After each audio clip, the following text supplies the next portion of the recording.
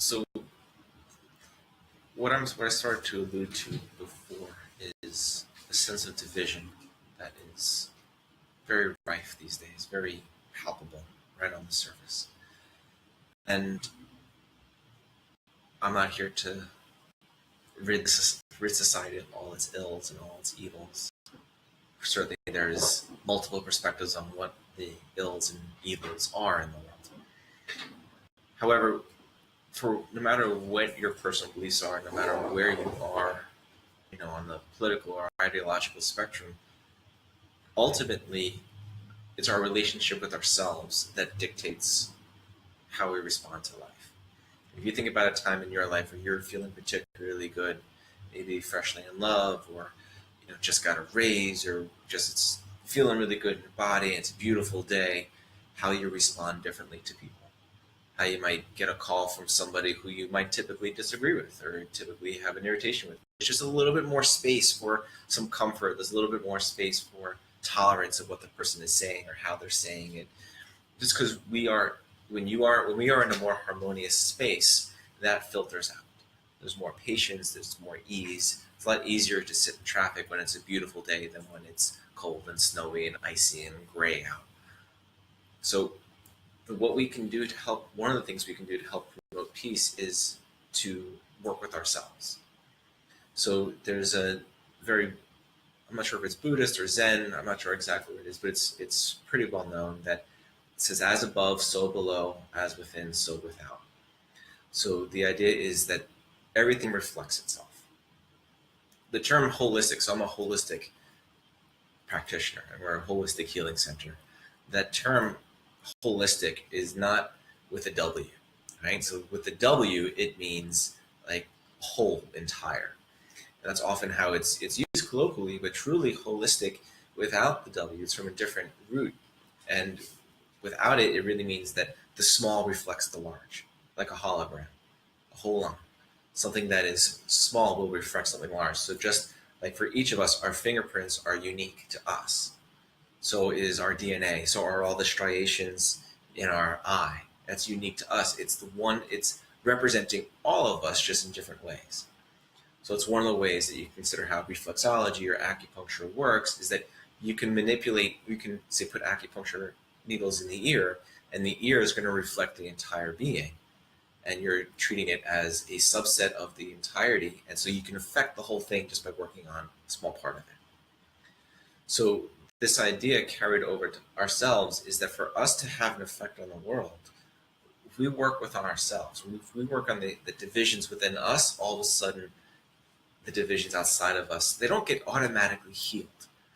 Right? It's not that if I come to terms with some piece of myself, some piece of my past, and I feel a little bit better, that all of a sudden the headline tomorrow is going to be world peace has been achieved.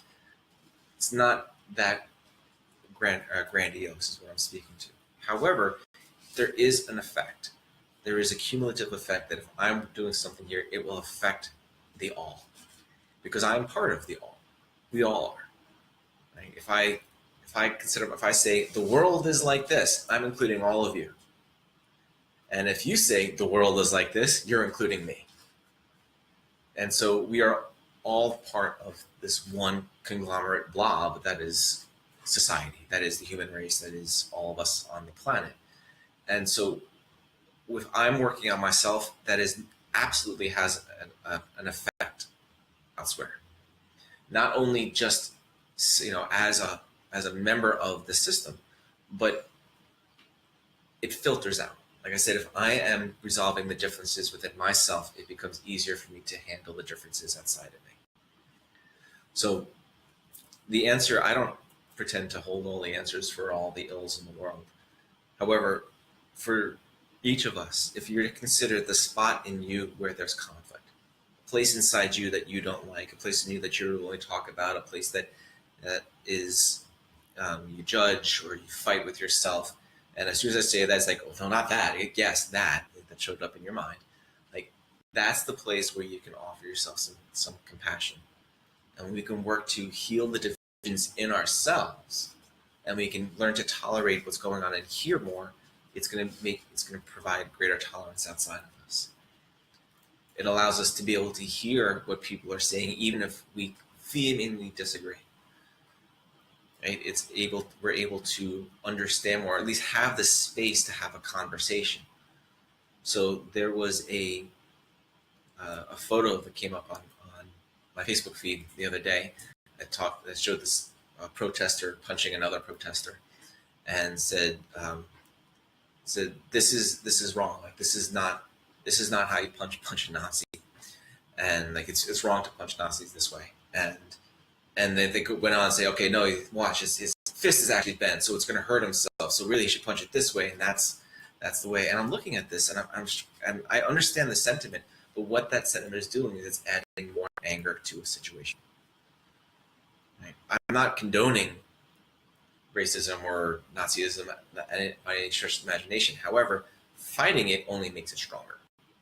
Fighting it only creates more conflict. So when we are able to resolve places within ourselves, then we are able to at least listen and hear, even if we disagree. Even if, I'm not saying that we just placate, just like, okay, well, this person wants it, so their opinion is totally valid and we can just do whatever. No, there's still a communal sense, and there's still certain boundaries, around what is tolerable and what is not. However, no matter what we find intolerable, there's still a way to treat it with compassion. And to heal that division starts with ourselves. So I'm going to challenge you all, and as I challenge myself, to find the places within you that are the hardest to accept, the places where you get hung up the most. That is going to lead to peace. Again, you're not going to wake up tomorrow and the New York Times is going to say world peace has been achieved.